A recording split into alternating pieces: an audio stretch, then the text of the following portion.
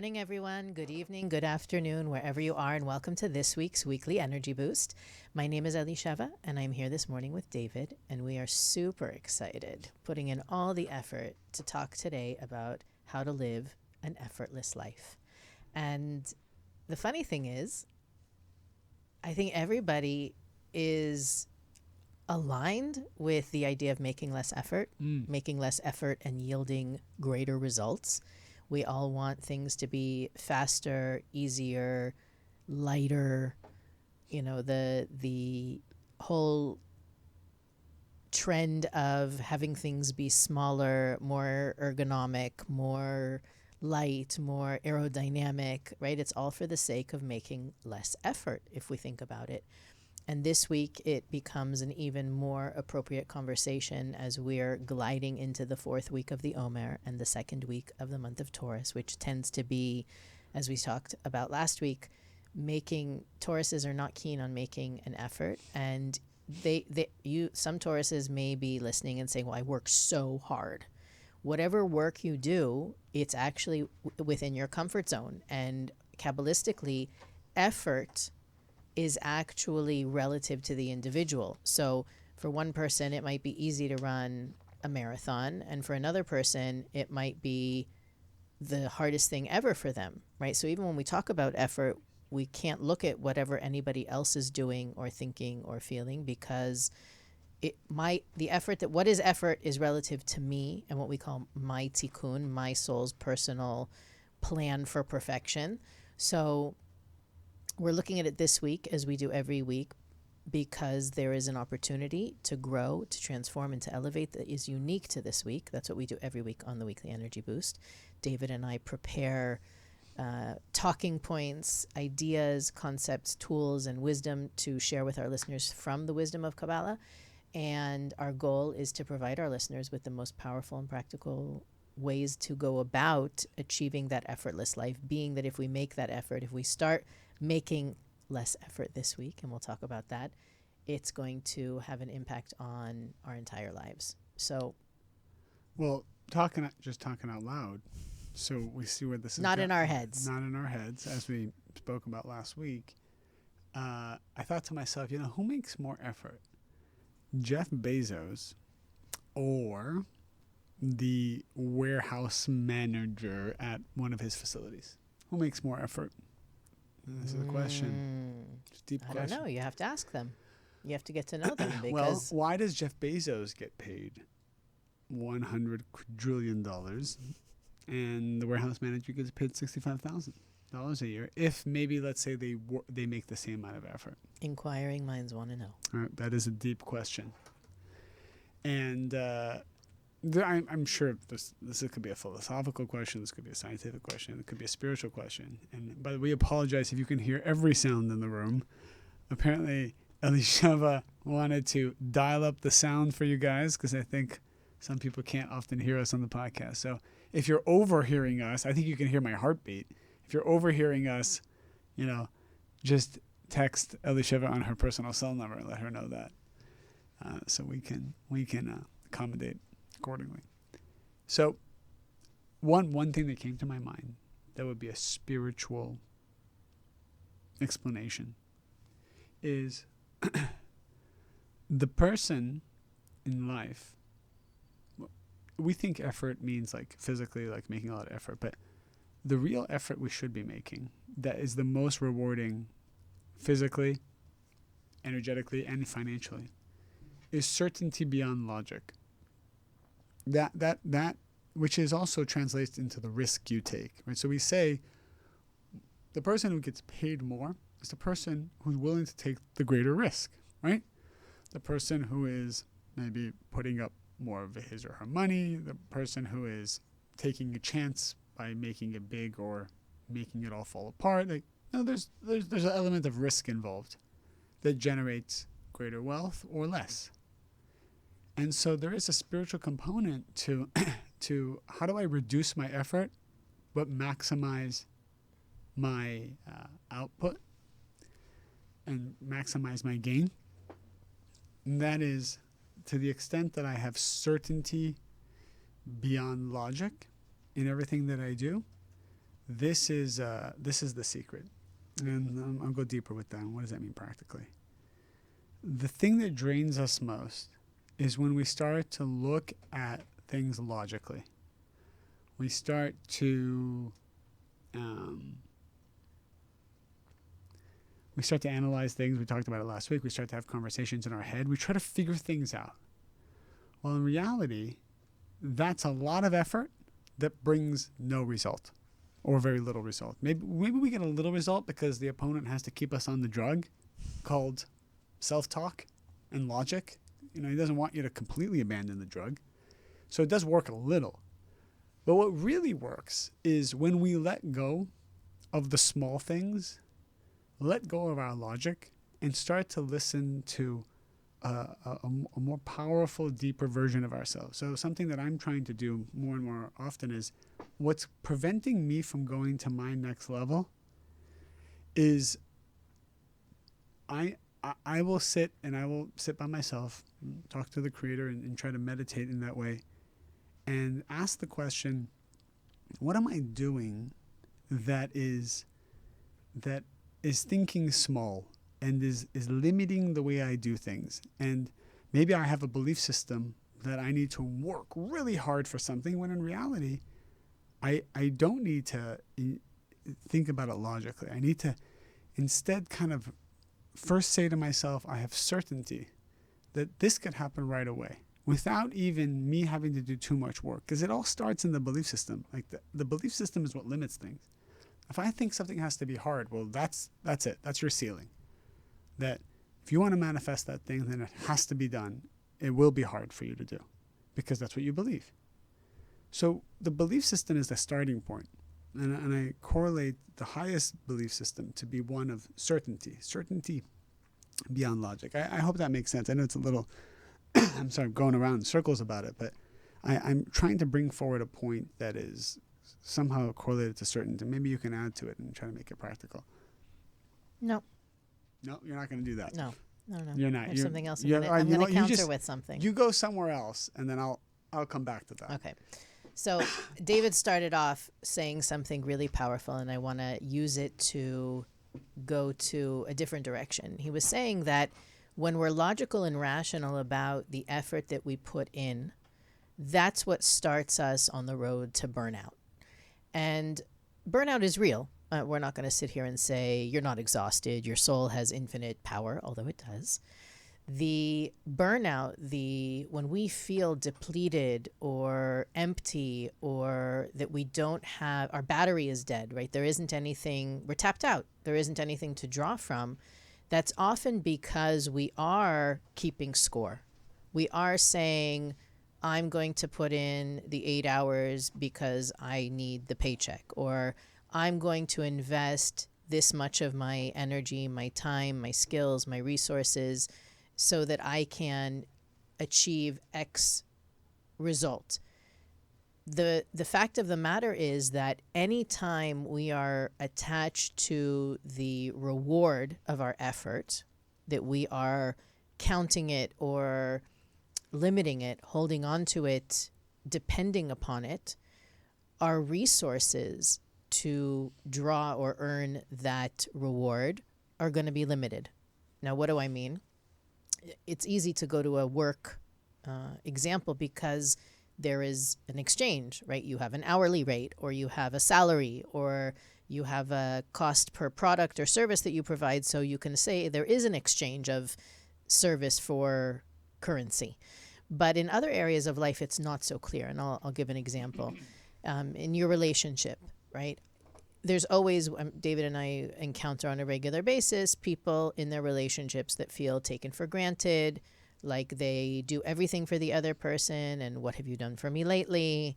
That they're done, they're tired, they're burned out. Maybe it's doesn't have to be, but often it is a woman who put aside her career or put her career on the back burner so that she can have a family or a relationship, or she maybe even moves for her partner and forgoes whatever. And therefore, everything that she does do seems unacknowledged, unappreciated, not valued, or worth it for anybody. And the Kabbalists teach a really powerful I don't. It's not a secret. It's really a technique for undoing the burnout of having endless resource to draw from, and that is to not be attached to the reward, to do what you do, not because you're going to get something back, but rather because it's going to be the opportunity to do is yours for the growing, yours for the doing, and the benefit is yours that you get to do it. Now, what does that have anything to do with what David said? It's actually you said it. That's exactly what I was trying to say. So thank you. That was very eloquent. And I was like, as you said it, I'm like, yes, letting go of the reward is certainty beyond logic, but you said it in a more practical way. Well, but for me, what it means is that when I'm sitting there and I'm accounting, I'm sitting there with my pen and my ledger, and I'm saying, well, I made breakfast and I made lunch and I made dinner and I did the laundry and I delineate all the actions and all of the effort that I made, and I line it up with my partners or with my colleagues or with my kids or with anybody, my friends even. What am I basically saying? Here's my output. Where's my input? This is between you and me, husband. This is between you and me, child. This is between you and me, girlfriend. When the reality is that at that moment, I basically banish the light from the situation. And I'm going to get to the certainty in a second. The whole opportunity that I have to give is given to me by the universe. The universe is saying, Elisheva, here's an opportunity for you to do something, to expand yourself, to heal, to grow, to transform, to elevate, to influence, to impact, to shine bright like a diamond. And the moment I make it between me and my husband, I throw all of that opportunity away and I turn it into a game of chess or ping pong or whatever game of golf, right? It's between me and him, and there's a winner and there's a loser. Certainty means knowing that everything that comes onto my radar is for me, not for anybody else, that it's God and me. God is giving me the opportunity to make breakfast. God is giving me the opportunity to drive carpool. God is giving me the opportunity to grocery shop or any of those mundane things that we can do, that we have the opportunity to pay bills. God's giving me the bills, not the IRS or the electric company or the school or anything else. It is 100% between me and the light. And people are rolling their eyes. I can hear their eyeballs rolling because the mic is so sensitive. Yeah. And I want to tell you something.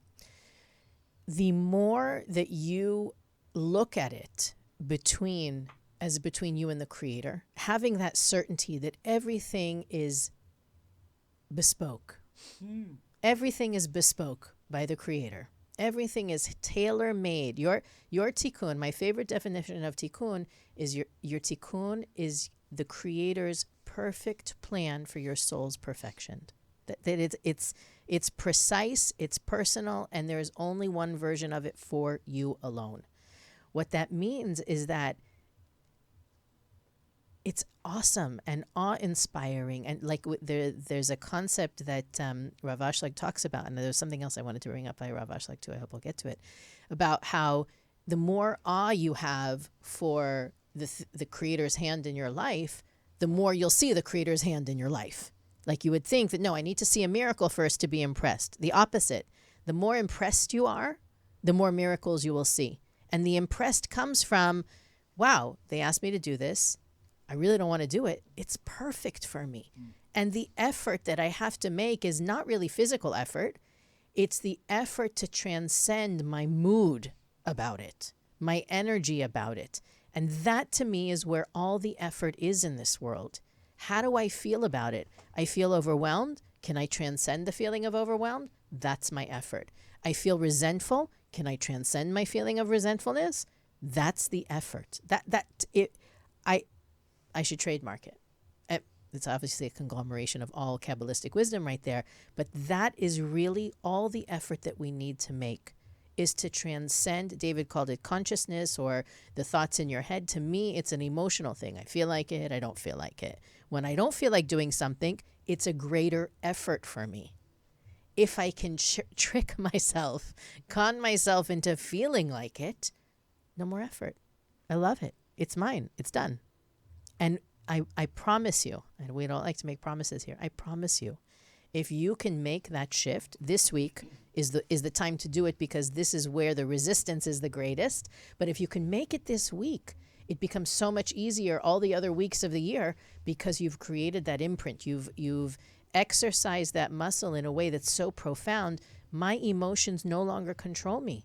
That doesn't mean you don't acknowledge your emotions. I'm upset about this. I'm frustrated, but I get to choose what energy I bring to the table. And if I can make the effort to transcend, to still show up with a smile, even though I'm heavy, I'm sad, I'm annoyed, I'm frustrated, you will see how swimmingly and smoothly your life will flow, because you're no longer allowing how you feel about it to create the resistance, which is what increases the effort, which is why you feel drained. So practically, what you're saying, because I really resonated with what you said about letting go of the reward. The reward, because as soon as you start thinking, and the Kabbalah say this, as soon as you start thinking about what I should receive, immediately you disconnect from the light of the Creator, because you're activating that part of yourself that is limiting. While in reality, it's not about the. It's not about the. Again, I lost my train of thought because the sound system next door is so profound. We have a golf tournament going on next door, and I think there's like a parade happening. Do you hear that? I hear it. I think they hear it. Well, this is a good vessel to hold the light of wisdom. Now you have to make the effort to focus. Now I have to make the effort to focus. That's absolutely right. That's absolutely right.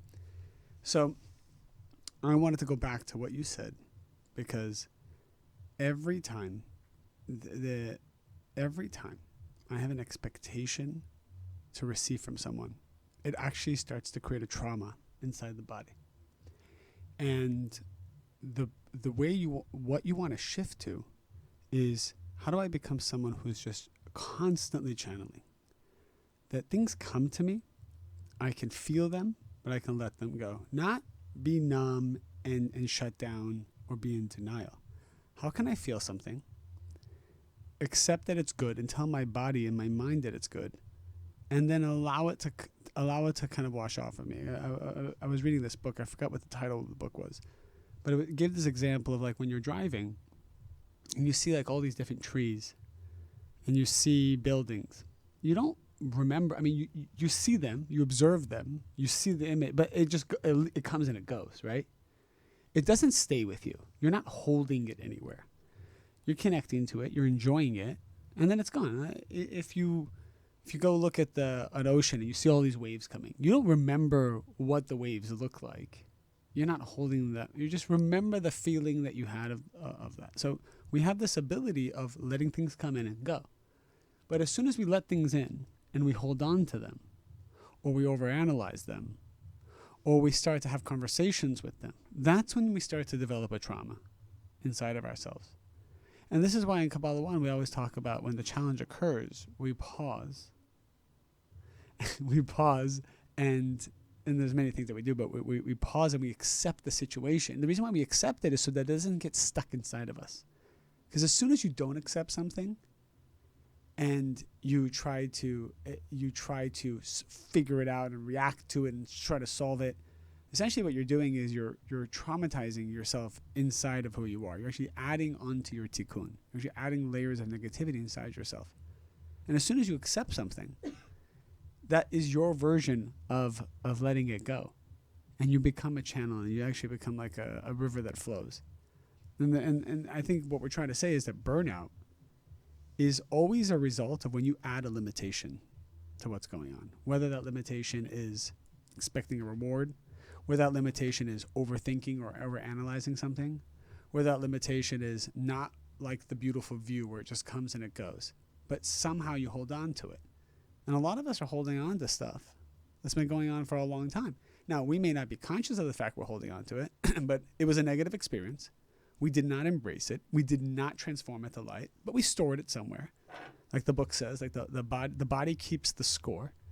And we start to hold on to all these things. Like we look at our kids, they're not necessarily holding on to as much stuff as we are because we become very logical, educated people. And so we start to overanalyze every little thing that happens. Who's talking to me? Who's approaching me? Who's in my movie? Who's going to cheat me? Who's not going to cheat me? And I'm driving around in LA, and I'm sometimes like, when I'm at a stoplight, I don't stop at stoplights anymore. I roll up to the stoplight because, and I'm like looking over my shoulder, like, is someone gonna? Because that kind of stuff's been happening lately. So I'm thinking, wait, do my kids think that way? No, they just let things come and go. They flow. I'm not saying don't be careful, but our goal needs to be, how do I become a simple channel, allowing things to come in and leave me, and I experience them, but I don't let them stay. Right? It's a guest. It's a guest that doesn't inhabit my home. Let the guest come, give them a positive experience, and then let the guest leave. I think one subtle, or I'll take what David was just saying and give it a little spin. I think a lot of people who make Herculean effort in their life and are getting it done and are crushing it and are overworked or burned out or empty at the end of the day, despite all the amazing things that they may be doing, a lot of it, dare I say, has to do with the fact that we are controlling, that we're making too much effort because we want to control, not because we need to be making that much effort. And sometimes the control is mental, right?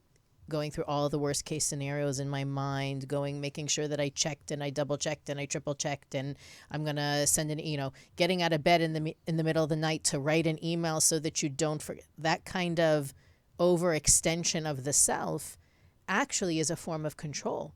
It feels responsible. It feels like I care. And so what's wrong with controlling? So let's say I'm thinking to myself, so I want to control the situation because I want it to work out. Yeah, I want it to work out. I want to ensure the most optimal outcome.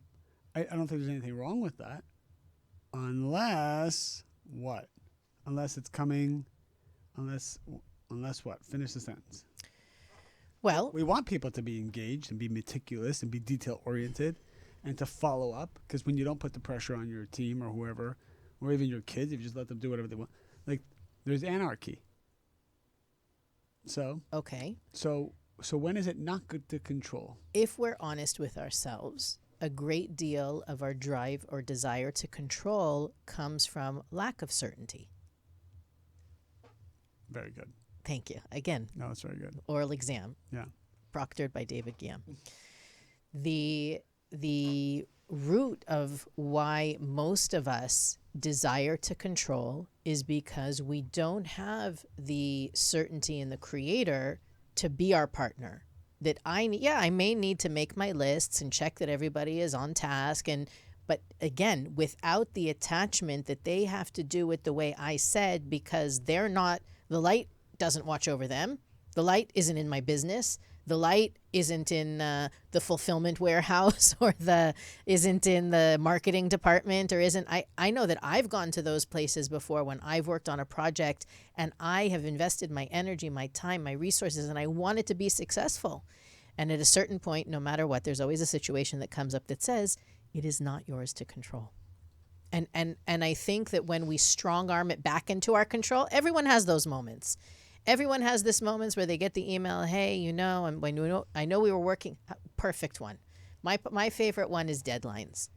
It was supposed to happen by this day. It's not going to happen by this day.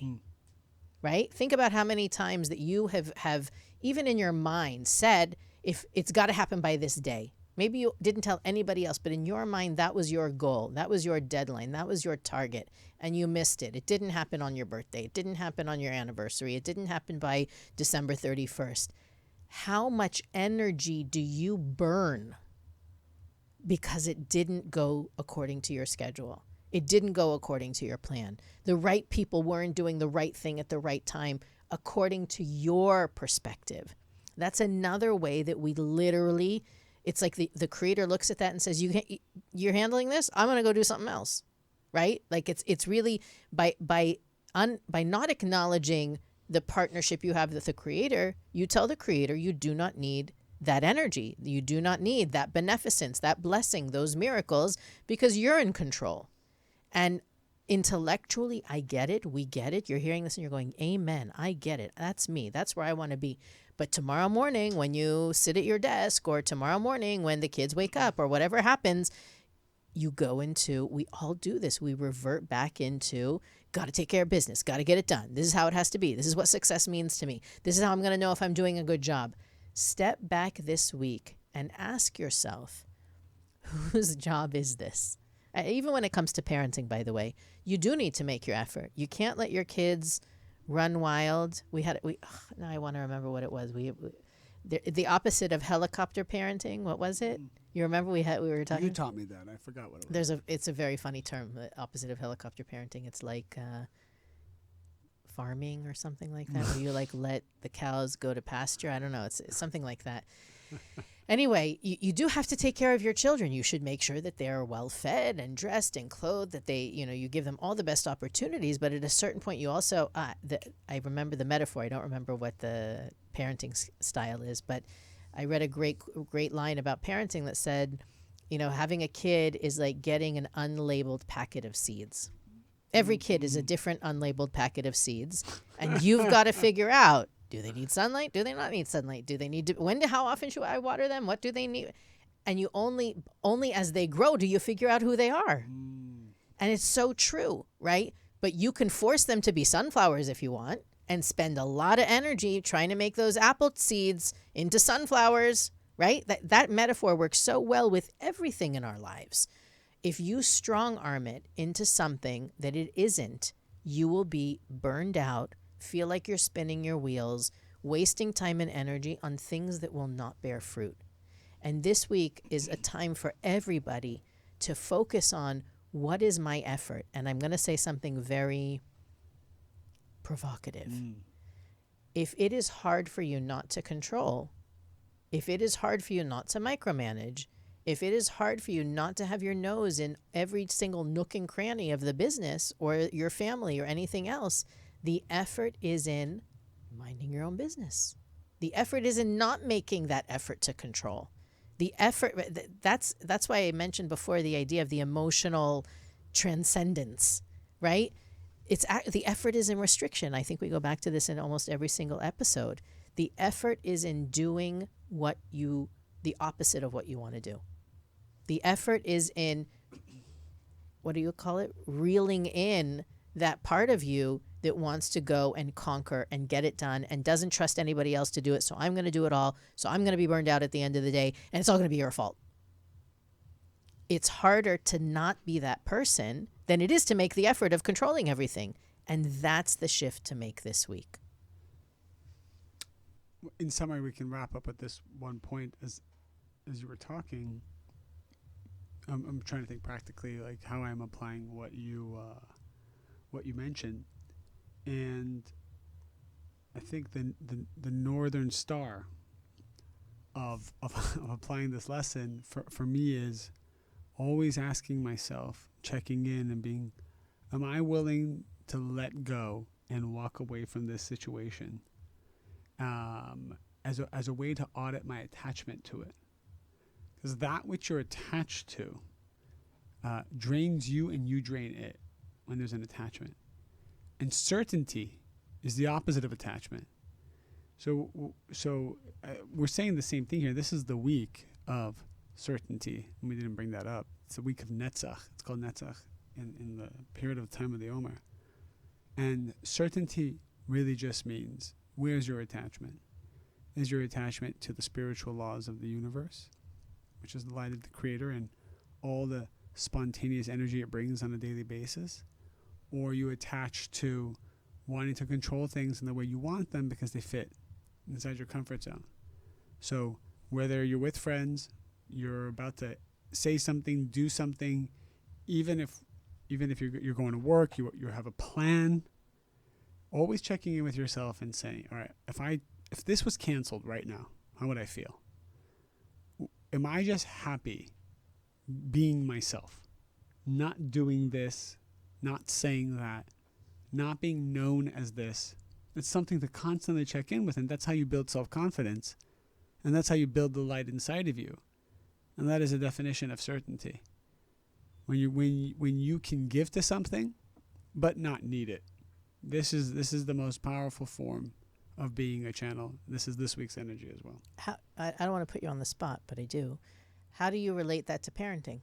You can't walk away from your family. So I think, and I've thought about that as you said that. I said to myself, if I'm constantly having to engage with my kids or maybe teach lessons,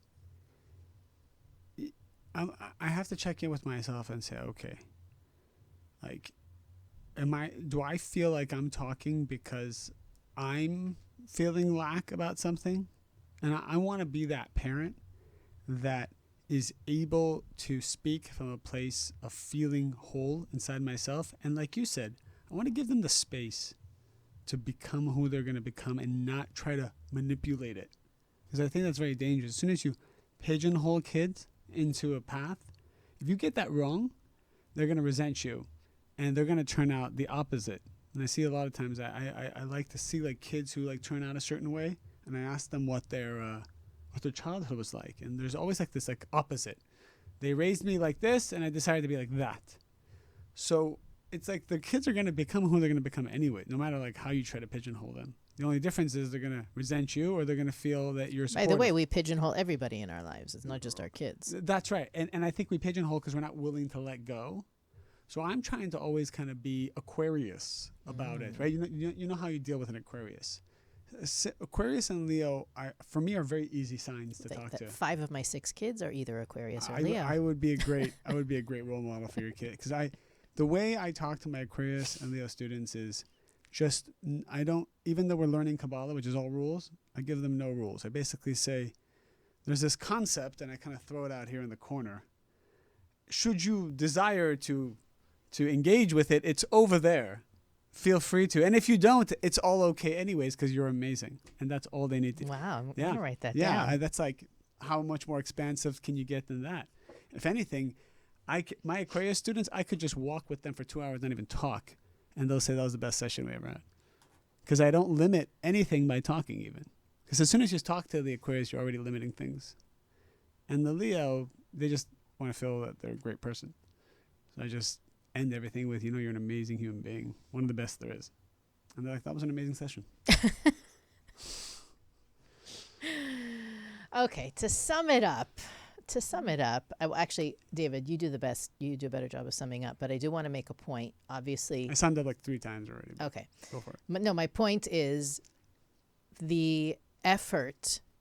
I think I said it in the beginning, but it didn't make sense until we talked about all these things. The effort is relative to the person.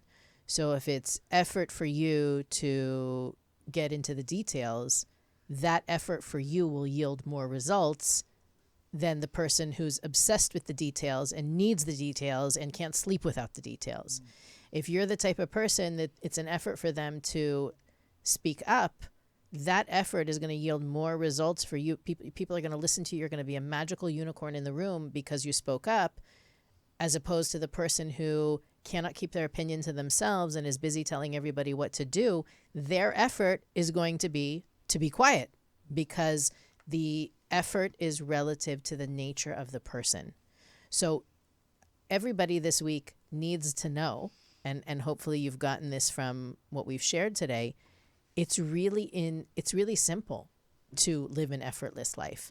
Living an effortless life means not trying to force and manipulate and control and dictate what's going on, right? That was the last point I wanted to make, and David kind of stole it, was in parenting especially, but you can apply it to everything in life. When we feel failures as parents, it's because it didn't go our way, not because it's not okay.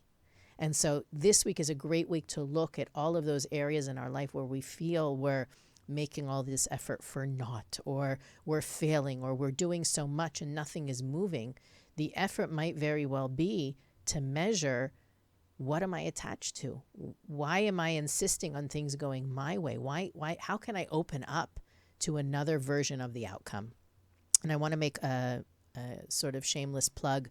I know that one of the things that our listeners are so excited about is anytime we talk about astrology or we have an astrologer on the show. I know it's just past Mother's Day, but we have a special, especially if you forgot to get your mom something or you're a mom and you want something. We have a 20% discount for our listeners on astrology readings. I think it's throughout the month of May. So you can go to weeklyenergyboost.com. It should be right up there on the front page. Click the link, use the coupon, and get your astrology reading for 20% off. And there's the family dynamic readings that you can have all of your family members' charts looked at simultaneously. That's a 2-hour reading, and it's phenomenal to understand the connections between you and your family members. There's lots of other things that you can look at there, dream consultations, Kabbalah 1 courses, and different things we're excited about. So go check out weeklyenergyboost.com. You can also follow us on Instagram or Facebook. We're on all podcast platforms and YouTube, and we'd love to hear from you. So if you have any questions or comments or feedback, you can email us at energyboost@kabbalah.com. I think this is a very powerful week for all of us to look inward and see where we're spinning our wheels and holding on to things, burning unnecessary fuel, polluting the environment, and also burning ourselves out. We can do it. We have done it. We can do it again, and we can keep doing it using our energy wisely and efficiently. Have a fabulous week, everyone, and we'll see you next time on the Weekly Energy Boost.